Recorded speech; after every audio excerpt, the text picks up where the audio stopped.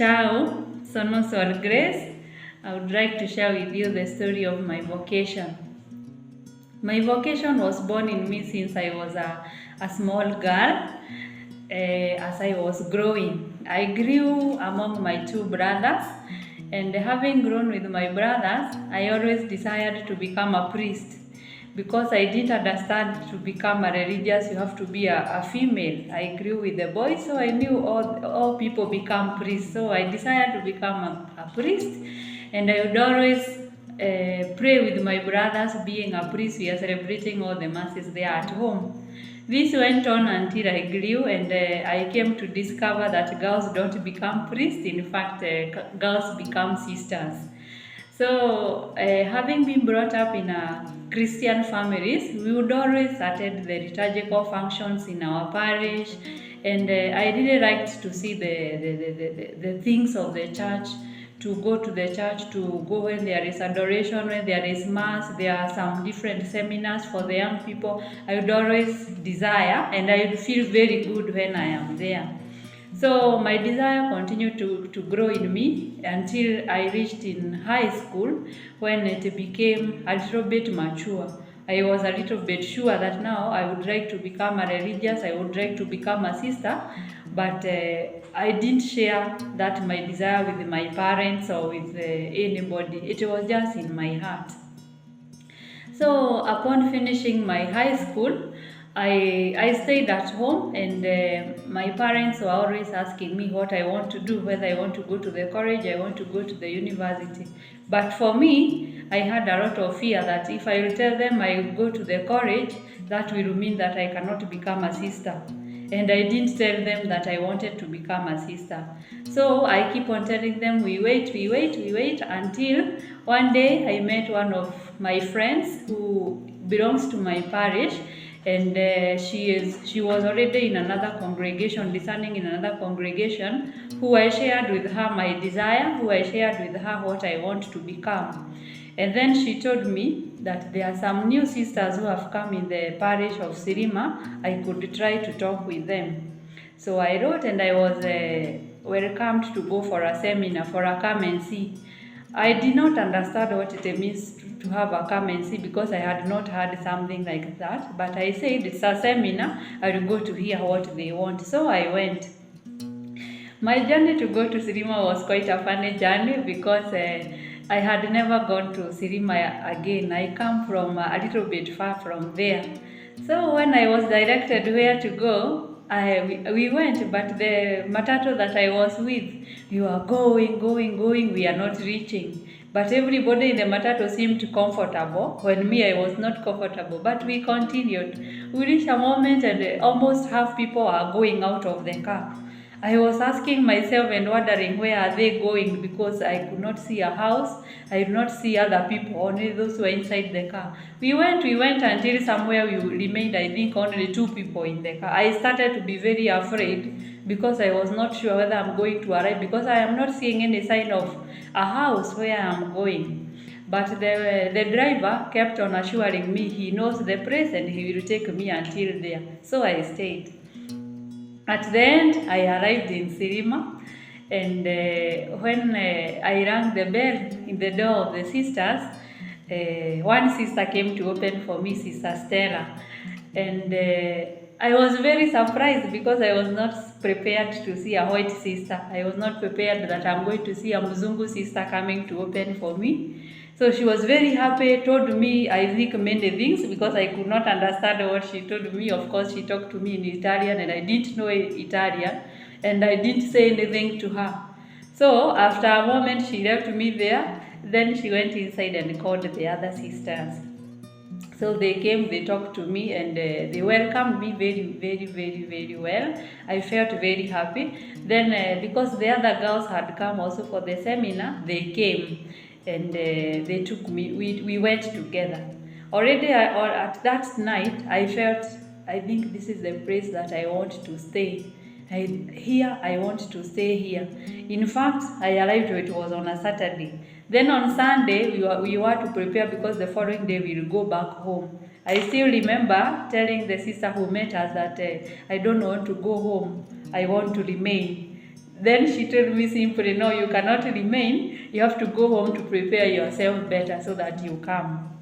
So we finished the seminar and we went home. That day we were going home, I went with the sisters and they came with me to my mother.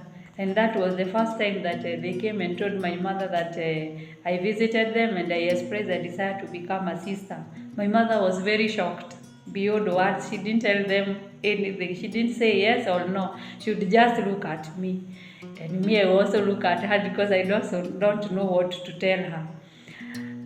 So we had to wait until the sisters left. We had to call my father to get the consent of my father. My father was equally shocked because I never told my parents or my brothers that I want to be a religious. In fact, my father asked me, my daughter, you don't want to give me grandchildren? Then I didn't also know how much to explain, but I told my dad, I would like to become a sister. I think I will be more happy there. So also for him, he did not also give me any comment. He was just quiet. Then he told me, if that is only for my happiness, then it is okay. So I was very happy because he accepted. In fact, my parents supported me so much. From time to time, even when I came in the community, they will always look whether I'm okay. They want to call, they want to come. They have become a very good support in my vocation. Since the time they realized that I am happy and this is what I want, it has been a very big support and a good example also from them. So I came, I joined in my formational journey. I did the requirements, the aspirancy, the postulancy, the novitiate, and until I made my first vows. And now, in this time, last year, we managed to do our perpetual consecration with my 3 sisters companions. A step that for me it's very important. I think every consecrated person, this is what she looks for when she wants to consecrate herself to God, to reach that, the perpetual consecration, this to seal the first desire, the first yes that I felt that first day that I went, now to make it a seal and to make it also public to the other people, to the church, to witness that this is the way of life that I feel I have been called and I want to live until today. So I continue to live here in the community. I find myself here in the community of Koleporos, where I stay, and in a particular way, I work in the school. We have a school here in our community, because in the school here, help us to realize our charism of our father founder, which is of education, which I think for us here is a very big necessity that we do here, because the population of the people here, the education is needed in all aspects. Yes, the normal education of the children, yes, but especially the family education that we mostly concentrate on, not only helping the children, but especially their parents.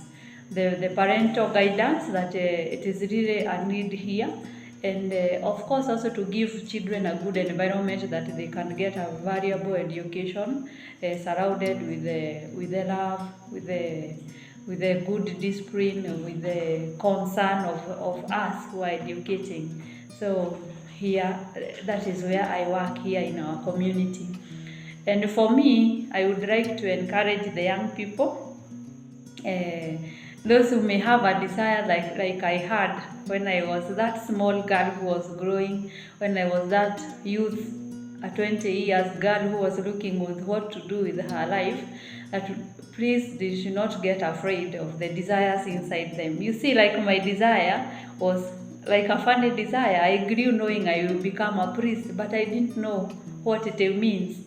But when the Lord, who sees the desires which are in our hearts, helped me to realize that I will become a priest in my own way, because I will not become a priest, but I will become a religious, and a happy religious, and I'm very happy to be consecrated to the Lord. So also the young people, it's good that what we feel in our desires, to try to put it into practice, to try to put it to be helped.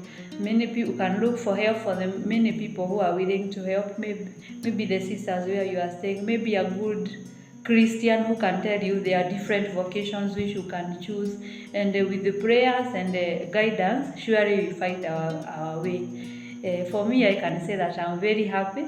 I'm very glad to be a daughter of Saint Joseph.